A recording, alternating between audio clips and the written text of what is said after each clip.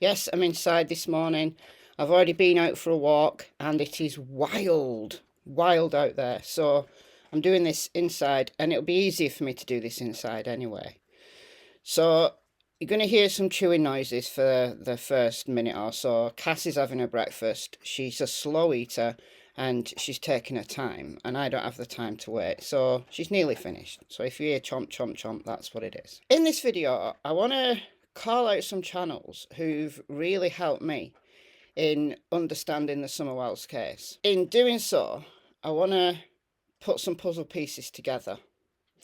I think there's been so many channels working on the Summer Wells case, but little cliques have formed. So this creator doesn't speak to this creator's having an argument with this creator's best friends with this creator. I'm not interested in any of that. I didn't start a YouTube channel to make friends.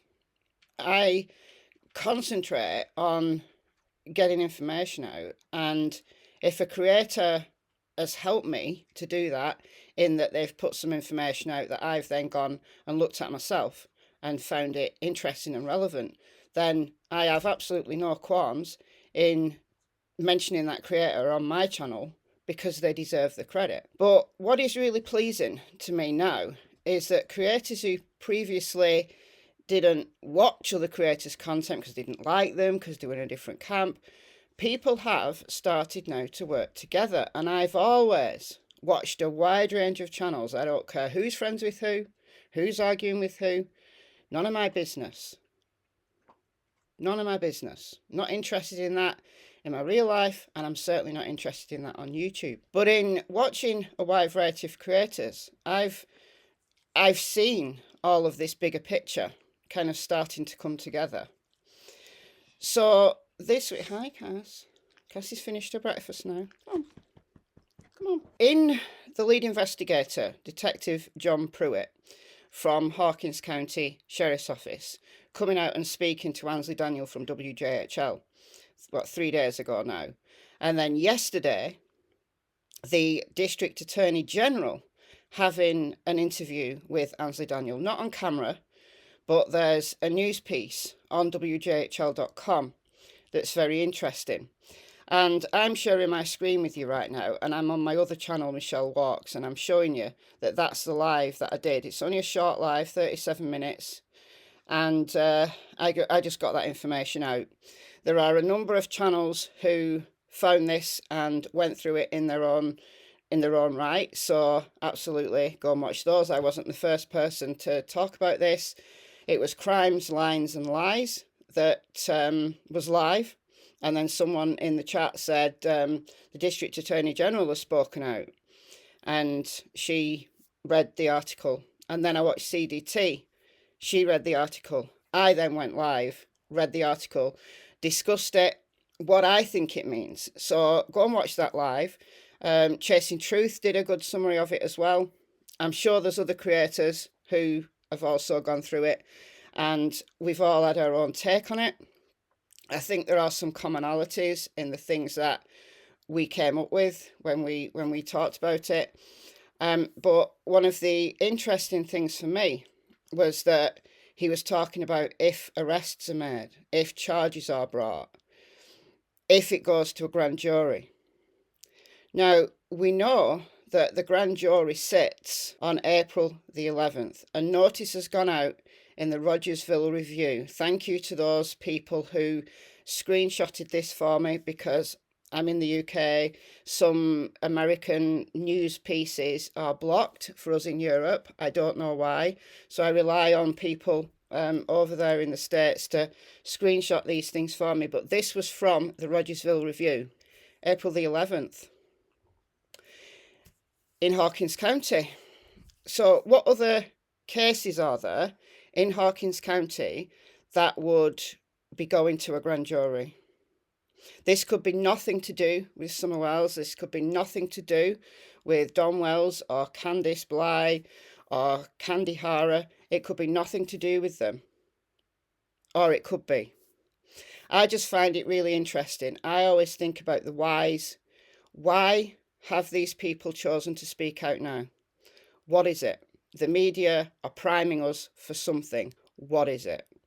Is it a grand jury? Is it something else? Are arrests going to be made? Is this to put pressure on the Wells?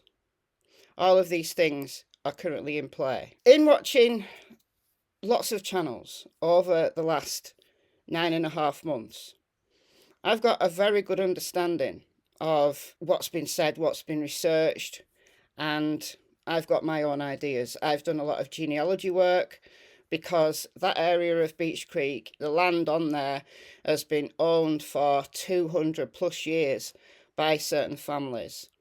And parcels of land being sold off to people out of the area, it creates problems because the locals want to keep the land not necessarily in their personal possession, but in the possession of the people of Beech Creek.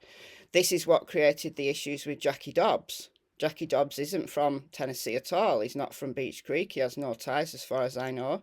And he bought a 2-acre parcel of land, which was pretty useless. It was a sale that was very cheeky, but he bought it. And look at the problems that created.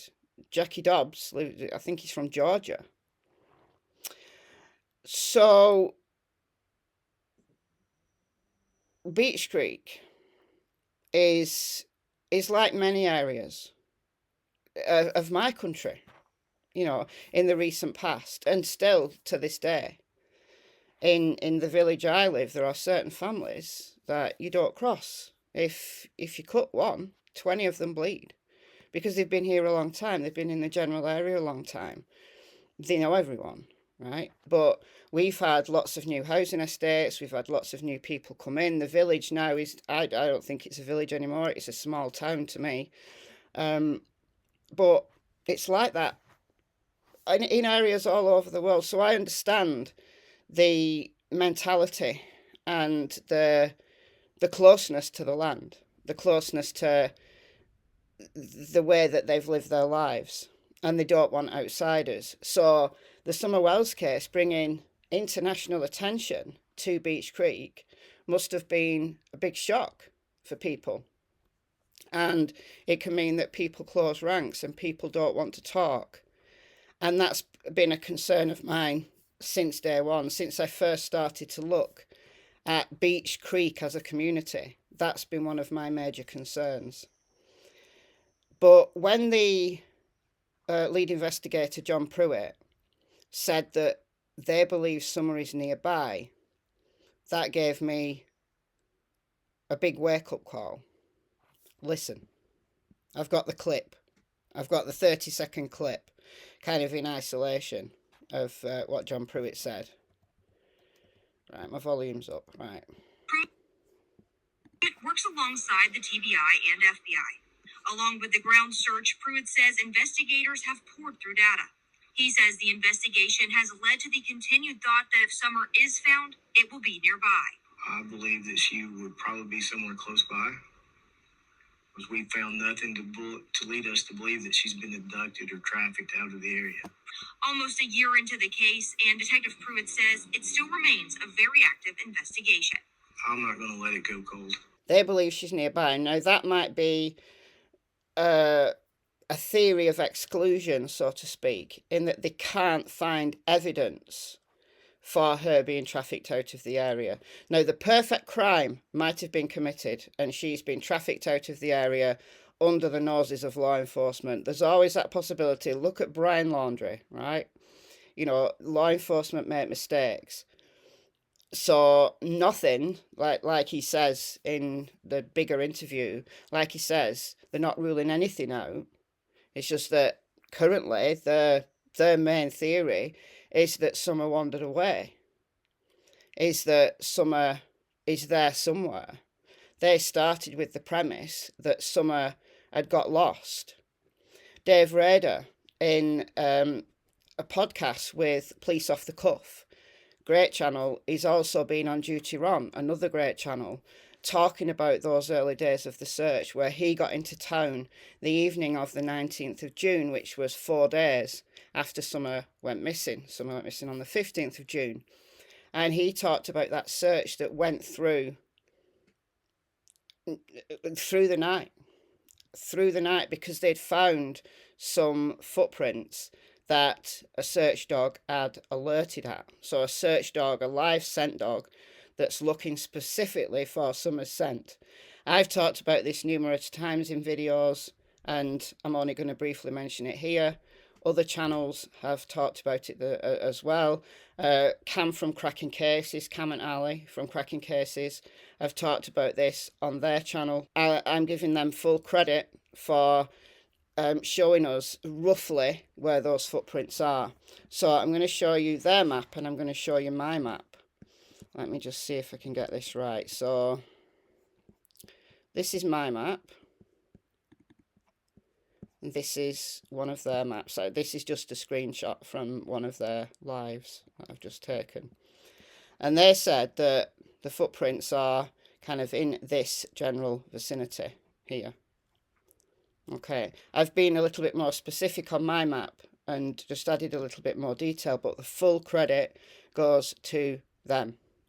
You see this comment here from Penny from True Crime Commentary. I heard the dogs alerted on Fred's property. Fred Hill did talk about scent alerts when he spoke to Ziggy, but Fred Hill, number one jokester, number one prankster.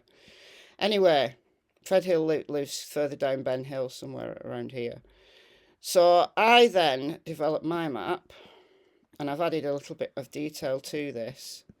So what you see here is that I think this is the aircraft. I don't know if it's the aircraft or the helicopter from one of the searches, one of the later searches. This would have been from November, early December, that search. And the air search went round and round and round this area. This is 110 Ben Hill Road. And they went round and round and round this area with a helicopter, with drones. And they'd done that in the first search. In the third search, like 3 weeks ago, 4 weeks ago now, they concentrated a little bit further out, and I'll show you that in a moment. So here this is my map. I've got 110 Ben Hill Road, got the dog trail. I've just put in pointers roughly where things have been talked about. Now, I don't believe that Summer went down the dog trail and was abducted from Ben Hill Road. I don't believe that. But there was a scent that was followed down one of the trails. Dave Rader says the driveway. I'm going to believe Dave Rader. And they lost it on the road. Now, I talked about that the other day, so I'm not going to talk about that again. This is Jodie Sue's cabin. I have this here because Jodie Sue heard the scream, and just to show you the vicinity of this. And then the footprints, I've just put them in the general vicinity, right? So I don't know specifically where the footprints were. I know what properties they were on. I knew this one from day one, but Cam's been really helpful in telling us where the second footprints were. And I've just dropped these kind of on the outer rim of the properties, like the property markers. But it doesn't mean to say the footprints were here or were here. They could be here and they could be here. This is quite high. This is a ridge along here. You can't see it on this map, but this is high. The footprints could be further down. They could be here. They could be here. They could be here. We don't know. Or at least I don't know. There was another scent alert in this vicinity here where a dog actually laid down and, you know, just was so intent on that. So does that mean that Summer, as I've speculated, as Cam and Ali from Cracking Cases have speculated, that Summer was taken, was carried, because there wasn't a track or a trail of either footprints or a dog following a trail? These are isolated areas, you know, very close. This is less than a mile to the furthest point, right? Less than a mile, and then between them there's probably about, I think, 0.4 miles, Cam said. I've measured it myself, and it comes to, I think that comes to, from Ben Hill Road down here to this property is 0.8. And then to this, I think is 0.4. I have measured it. I think I've got a map with it on, but anyway. So we don't know the direction of travel. Was Summer taken down here? Was Summer then taken here? Was Summer taken here? And then off on Beech Creek? Or, as I've speculated recently, does it not mean anything of the kind? Because we know from several people, we know from Don Schaefer Sr., we know from Jose, we know from people just talking about Summer, and the fact that Don and Candice have been so insistent that Summer never walks away leads me to believe that she actually does walk away, because they live in opposite land. So could it be that Summer was down here playing, along Simpson Road playing, along, this is a power line cut. She's a cutting through the trees for the power line that takes you directly up Simpson Road. You see it on the when Don retraced his steps video, which I'm going to show you in a moment. There's a clear route up here, not a difficult walk at all for a kid, even a kid barefoot. So if the footprints were around here rather than right up here, as I said, I've just put these on the outer rims of the property markers, then footprints are there. Here, that's an easy walk. Footprints are here, that's an easy walk. Whether she'd go from that way to that way, I don't know. Along there, I don't know how easy that would be. But the point is, there's various ways Summer could have travelled. However, if she wasn't kidnapped and taken, you know, as I and others have speculated, that she was carried and then just set down to, you know, change position or something during the kidnapping, doesn't necessarily mean that. Summer could have been playing. Summer could have been playing with her brothers, as she's been known to do. You know, we know from Sheriff Ronnie Lawson, as reported by the media on the 16th of June, that Summer was last seen by her brothers. We know at the 20th of June, Ansley Daniel from WJHL reported that Candice had told them off camera that she was inside and Summer was outside. There's so many discrepancies that you can piece together, that I've pieced together in videos, but we're just missing that final set of puzzle pieces, I believe. And if Detective John Pruitt believes Summer is nearby and hasn't been trafficked out of the area, hasn't been abducted, what does it mean? Does it mean she's been taken by someone locally, someone who other people are covering up for? Maybe. Or does it mean that she left of her own volition and something happened to her? Well, if she'd wandered around here and then fallen and broken her neck and died, they'd have found her. Look at that. Look at the aerial search that's got heat-seeking technology. They would have found her, which makes me believe that she's a little further away. But the search that law enforcement have done has focused only on 4.6 square miles, which is about a mile out that way.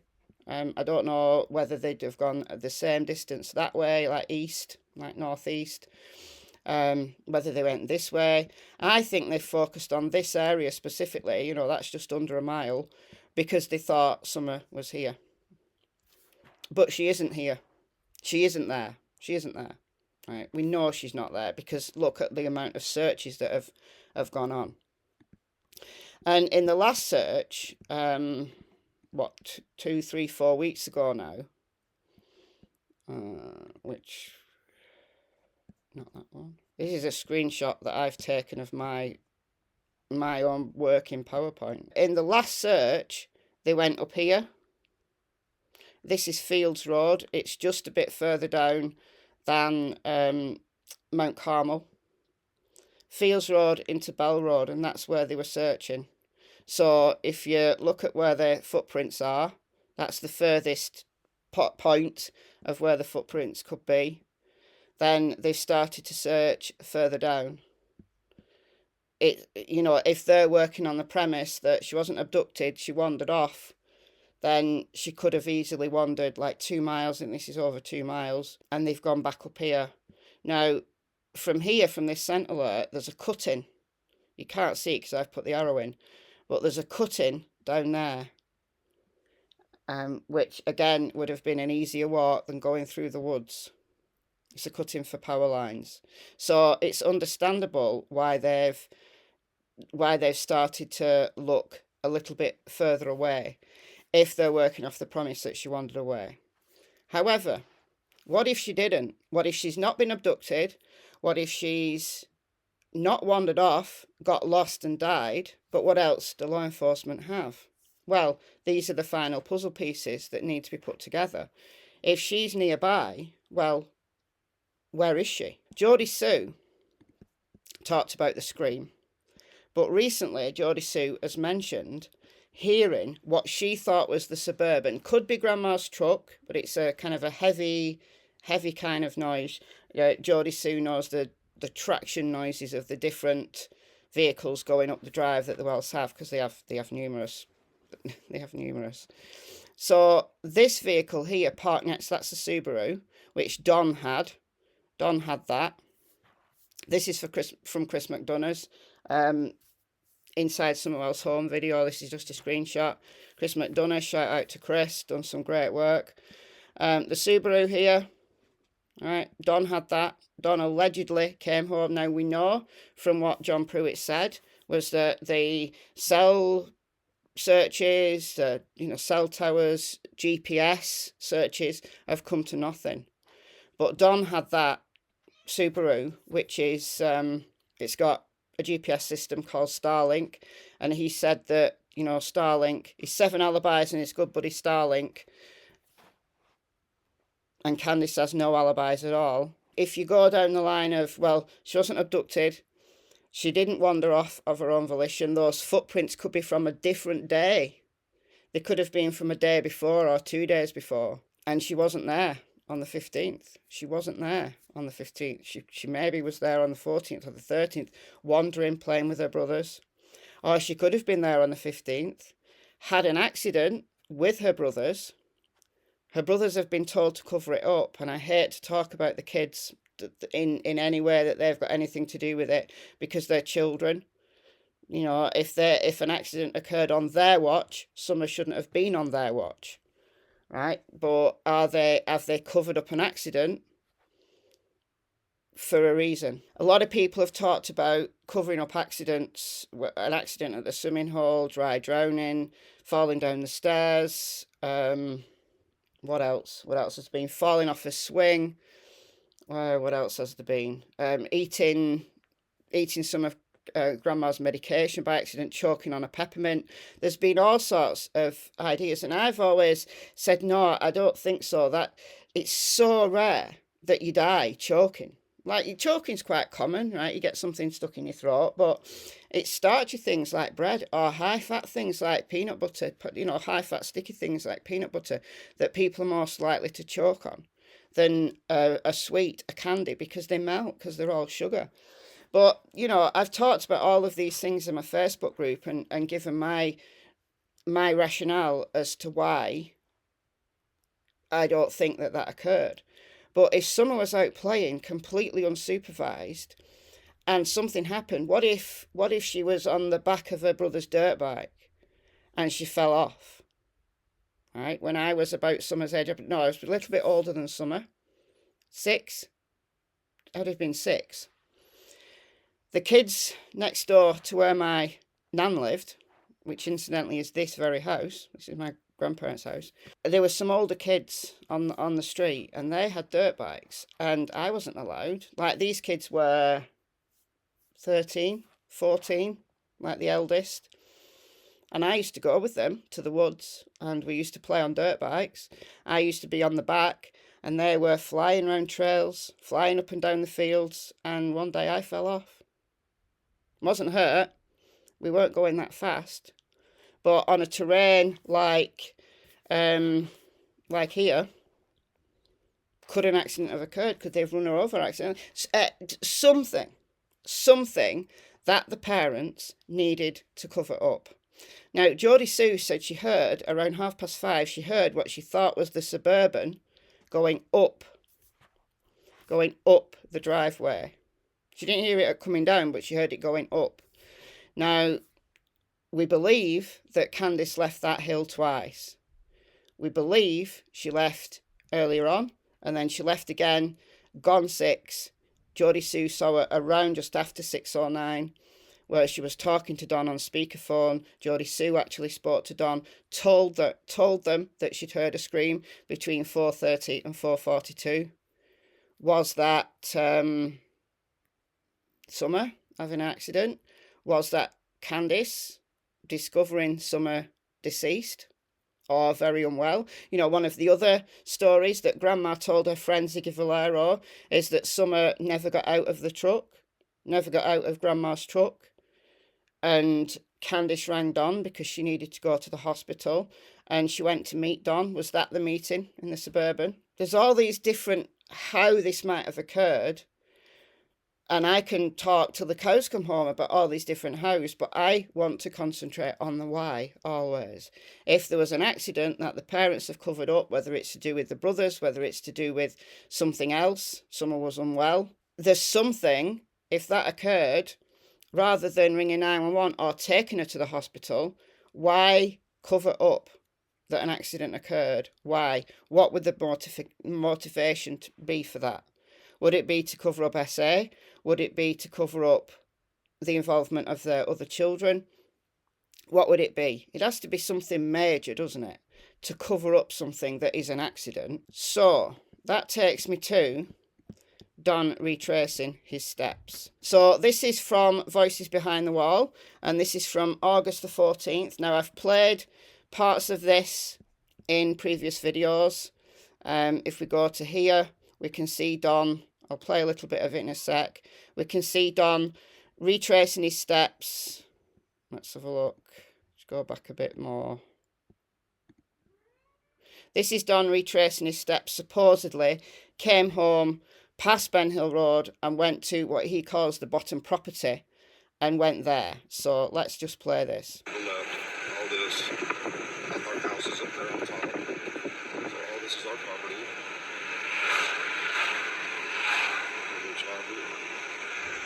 So I turn straight away in here.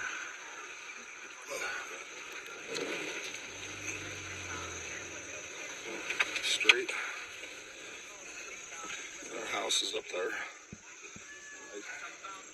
So you can see there, that's the cutting from the power lines. I'll just play it again. Straight. Our house is up there. So that's the cutting for the power lines. That's an easy walk down for a kid. Did he go to the creek in that shed area because he knows Summer plays down there all the time? If we go up here, that's the trail up to Simpson Road. That's Mary's house up there. Mary is Don Sherfy Sr.'s mother-in-law. He's not married to Mary's daughter, but they've been long-term relationships, so I think he calls him his mother-in-law. Calls her his mother-in-law, or grandmother-in-law even, I think. Father of Don Sherfy Jr., who is in court today at 9 a.m.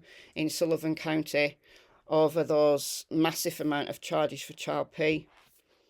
Was he there that day? There's all these different scenarios. But one scenario that, given that John Pruitt says she's nearby, given that they're not looking at abduction, or at least not ruled anything out, but they don't think she's been abducted, they don't think she's been trafficked, we go back to, are the parents involved? They've behaved so strangely. Are the parents involved? Did they cover something up? Now, something that John Q has talked about, he's been talking about this for a while. Why did Don do this? So if we go a little bit further on in the video, remember this is Don Wells retracing his steps, supposedly. So he goes up the driveway, right? So let's listen. And then it cuts to him driving along Chimney Top Loop, which is over the other side of the mountain. And I want you to listen to what Don says. Anyway,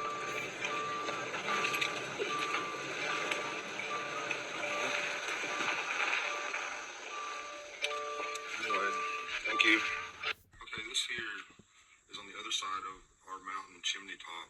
And on the back side of Chimney Top is a road called Chimney Top Loop. So the other side of the mountain, Chimney Top Loop. Why is he cut straight from his property to Chimney Top Loop? He gives us the answer, but let's just side-eye this. But he gives us the answer. Listen. Circles around back out onto the main road.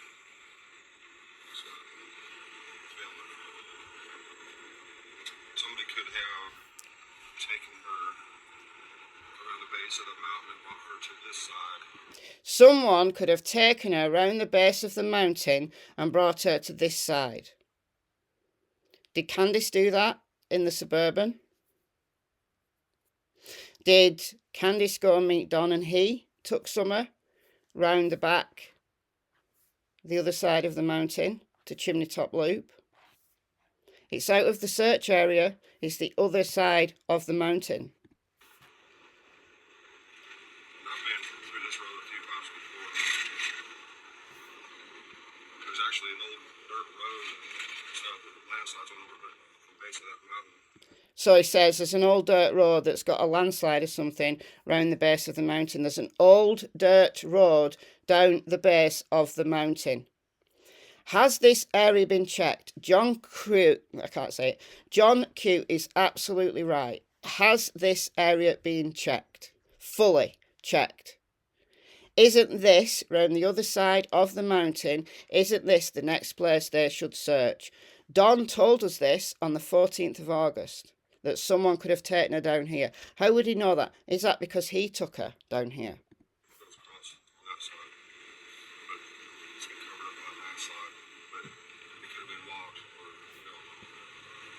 It could have been walked. An old dirt road down the base of that mountain could have been walked. Did Don walk that old dirt road? Is that where Summer is? I just feel there are puzzle pieces. All the answers are out there. This is what I feel. All the answers are out there. YouTubers have been putting these little puzzle pieces together. Round the base of that mountain, we're still talking about this genealogy. We're still talking about locals who might not want to talk. But an old dirt road down the base, the opposite side along Chimney Top Loop. An old dirt road at the base of that mountain that could be walked. Is that where Don Wells walked with Summer? Is that where Summer is? Has it been checked? That's all I want to say in this video. Thank you for listening, and I will see you very soon in the next video. Bye, guys.